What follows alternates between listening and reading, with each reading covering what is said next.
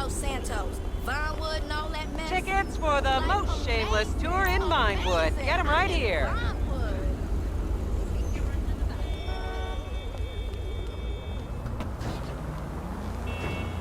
As I am contractually obliged to say, buckle up, everyone. It's showtime.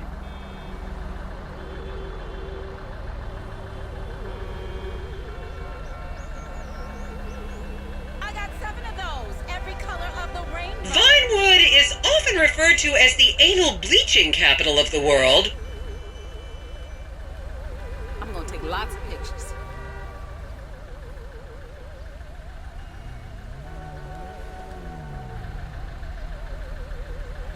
This is my first time. Hey! I hope this one's better than that time last year.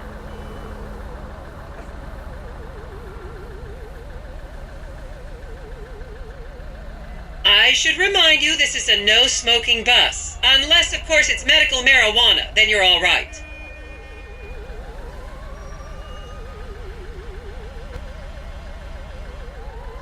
I'm really excited about this.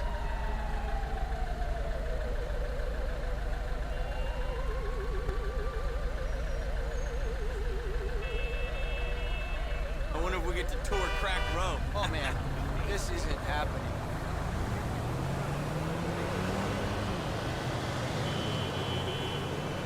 I heard great things about this tour. On your right, you'll see the world-famous Gentry Manor Hotel, a legendary party hangout for actors and rock stars and people trying to have sex with actors and rock stars. Built in 1921, it's been the scene of some classic Vinewood scandals over the years. One of my personal favorites was Al DiNapoli's overdose in 2002 after a chimpanzee blasted an 8-ball up his rear door with a water pistol. Ha! Fantastic! They say that on any given day there are at least 2 dead party girls in the trash cans round back. Isn't that great?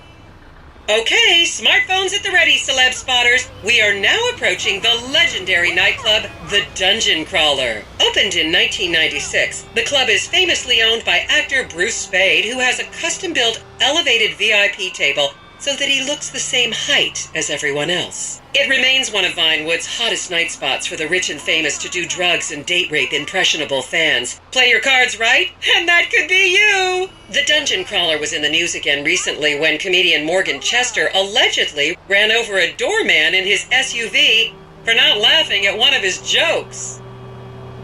Oh, and now a treat for you closet glam rockers on board. We're coming up to the infamous Tequila La Rock Bar. Back in the day, this was a restaurant run by the mob until it got shut down over the Adam's apple in the soup controversy of 1982. It reopened as the Tequila La Bar in 1983 and soon became a mecca for hair metal bands and fans from across the country. It's rumored that the Love Fist song Dangerous Bastards was written about a night they partied here on Mescaline with some transgender twins. Now, this house up ahead is one of the many private residence of action movie director Mark Fostenberg. Fostenberg still maintains he was out of town when a 15-year-old Mexican girl was found dead in his pizza oven in 2007. The case was settled out of court and all charges were dropped. The girl's family now live on the next street. So this is the house of television exercise guru The Craze. You might have seen him degrading himself recently on Rehab Island.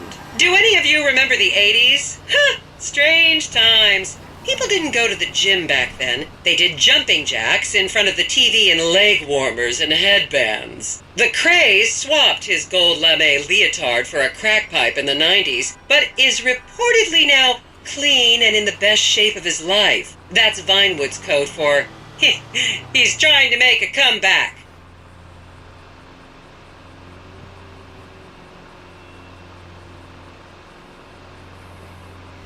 This is the home of celebrity wild child Martha Term. Daughter of 70s comedy star Joni Term, Martha spent her teens partying on booze, her early 20s partying on coke, and her mid-20s staring at her shoes on heroin. Her tell-all autobiography about the difficulties of growing up really rich in Vinewood only sold 30 copies last year.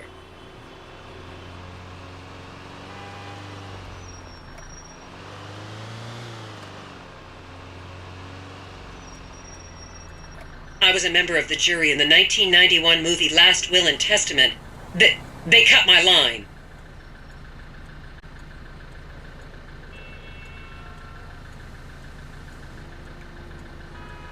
I'll never forget this.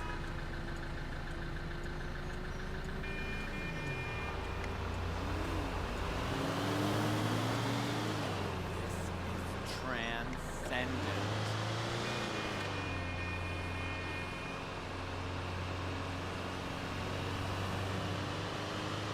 Just up ahead is another place to see and be seen in Rockford Hills, the Richmond Hotel. An iconic entertainment industry hangout, sleazy producer types have been promising to make young girl stars here for over 100 years now. Not gonna lie, I did some shameful things in that lobby bar in my youth, but I've put that period of my life behind me now.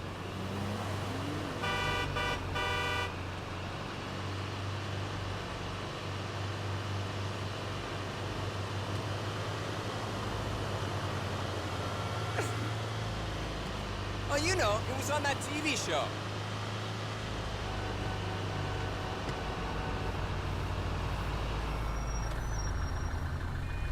Is everyone having fun?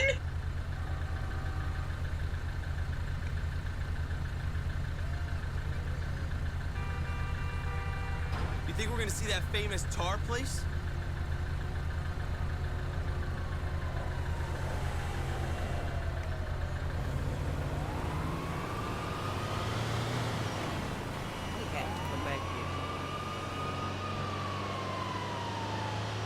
Here you can see the landmark Weasel Theater, which was opened here in Morningwood in 1930. Some of the biggest movies in history have premiered at this theater, including Blue Blood, Shoulder of Orion, and The Many Wives of Alfredo Smith. You might remember the controversial premiere of the gladiator comedy Lions and Donkeys in 1984, when star Chip Hampton walked up the red carpet with two slaves in chains.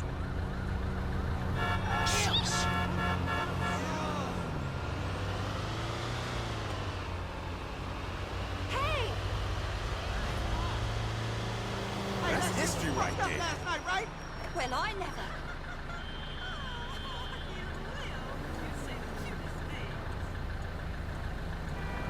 Count yourselves lucky, my prescription just got renewed this morning.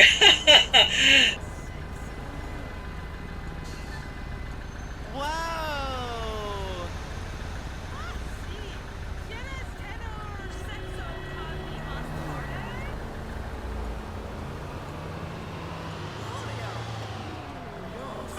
Beautiful. I hope it's gonna be a stress-free day.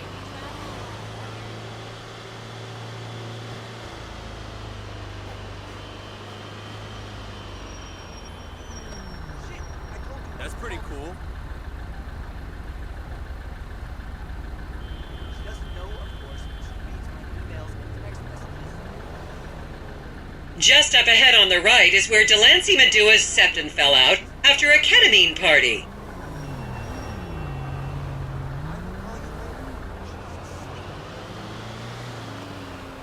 What's better, first?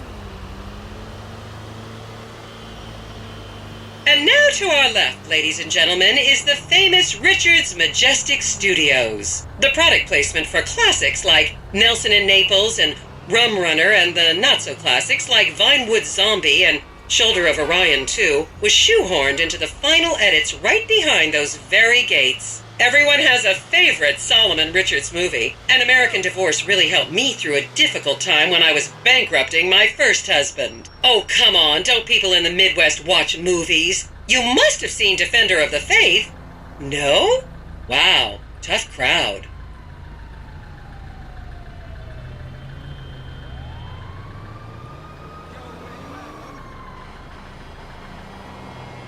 You said 10 minutes and wait 40 minutes? No, we get free snacks.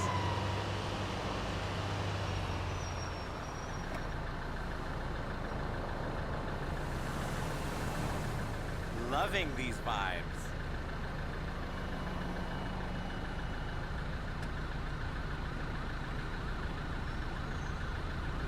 Remember, these people are rich and beautiful, and that makes them better than us. Hey, where are we hanging out? guy got?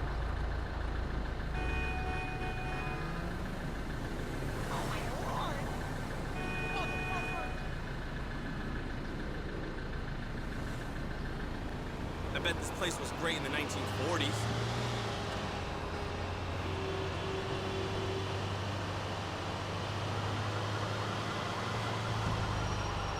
I remember this from a movie.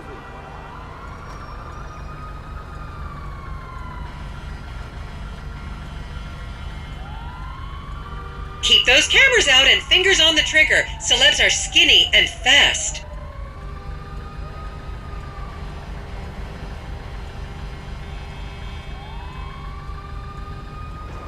I gotta use the bathroom.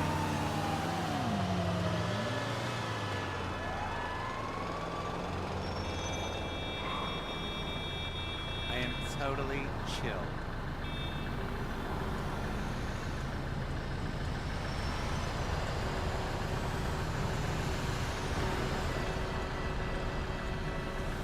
This is my first time seeing it.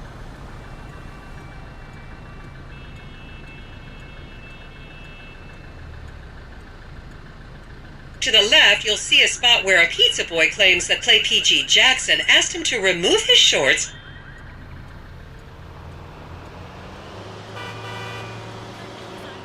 You know, this town used to be only American.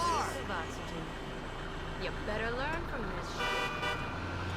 I haven't been touched up like that since I was... Okay, people, get those cameras out. This is Portola Drive. You won't get a better chance to spot a celebrity in its natural habitat. As you can see, the recession hasn't hit this part of town very hard. These are some of the most offensively high-end designer stores in the country. And now, some fun trivia for you.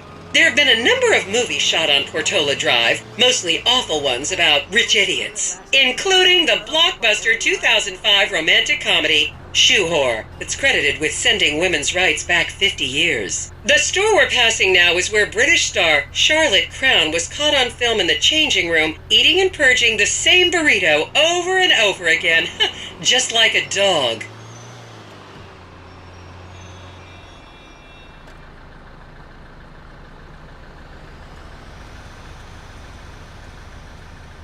Yo! What a sight! This is the Epsilon Center. Anyone with red hair, please cover it for your own safety. If you really want to meet a famous celebrity, this place is packed full of them. Take an introductory course. It changed my life. Kiflom!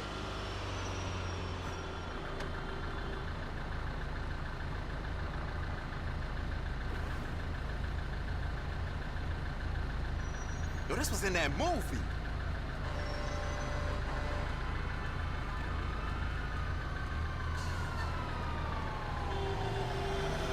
You'll recognize this stretch of road from those videos of Jill von Krastenberg with the Romanian shot put team.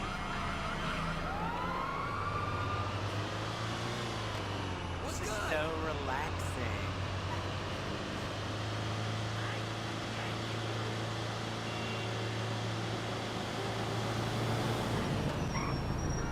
This is the best tour ever.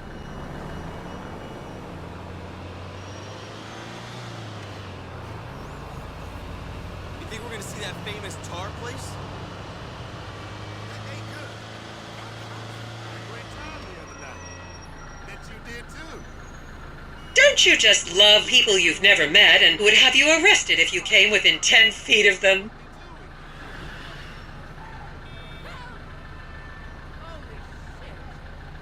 Looks just how I imagined. What the hell?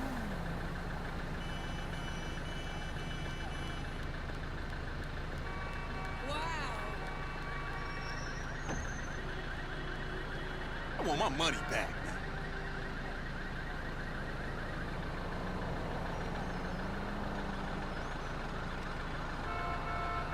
Such a blue aura. Well, I'll be a monkey's uncle.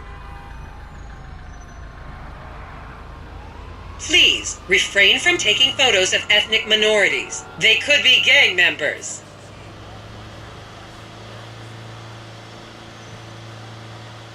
Oh, you know, it was on that TV show. That's fucked.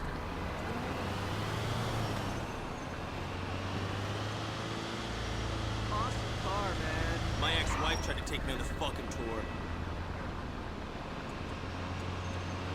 I'm DJing on Friday.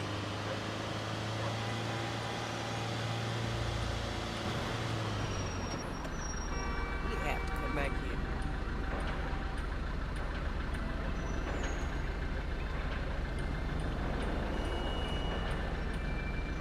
The next corner is where actor Scott Stevens famously prolapsed after a failed party trick.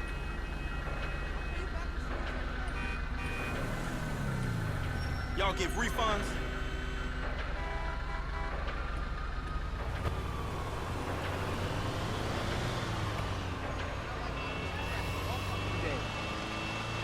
I am totally chill. And here is City Hall. This is where the mayor's office is, if any of you care. You might recognize this building from the 20-minute final dogfight to save Earth in the movie Invasion Los Santos.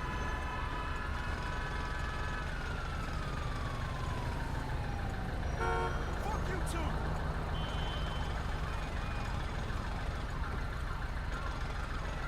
It looks like a postcard.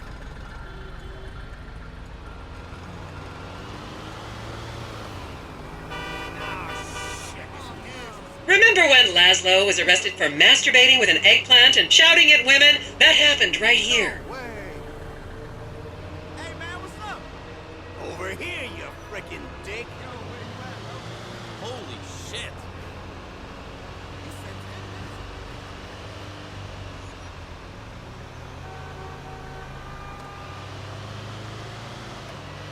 Check that off the list. Hello?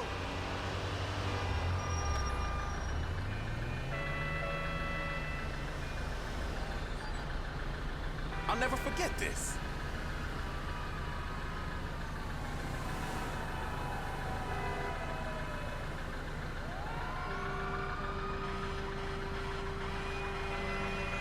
I love that.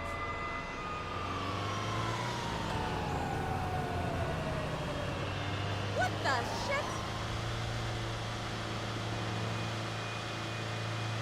Picture perfect.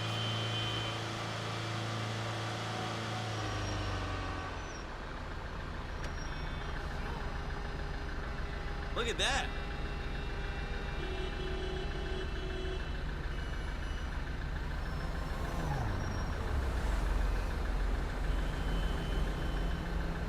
What a sight.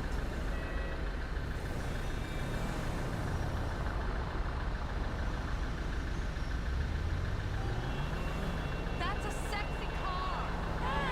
I've seen better. Yesterday. Hey, what's going on, brother? Hey! This is transcendent.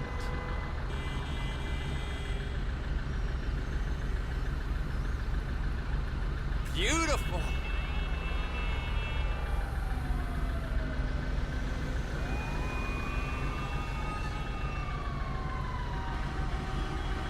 That's pretty cool.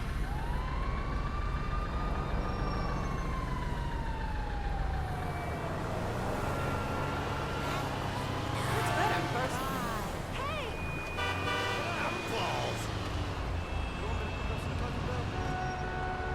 And here we have the beautiful Oriental Theater. Riots broke out on the theater's opening night in 1928 as desperate fans tried to get upskirt shots of the legendary silent movie star Miriam Turner, much like you're doing today, except with really heavy cameras. My daughter tells me it isn't politically correct to say Oriental anymore, but considering some of the other common terms for Asians in the 1920s, the name could have been a lot worse. There's a saying that to go to Los Santos and not see the Oriental Theater is like going to China and not visiting a burger shop. You know, I've never really understood what that means, but...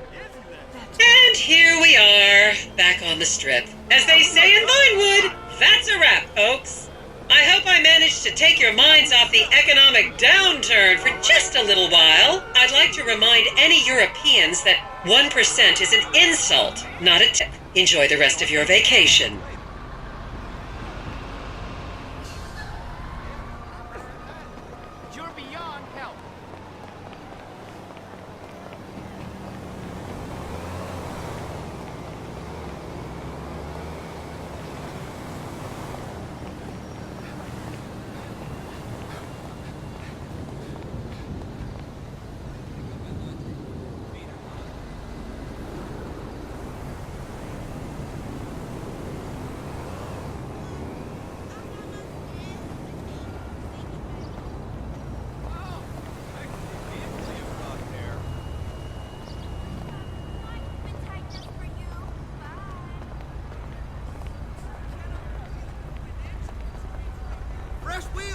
there.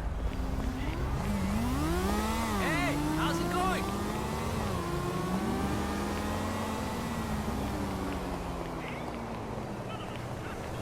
Fire Bravo is my shit. Fine. Fuck off. I got a few gigs of Megamex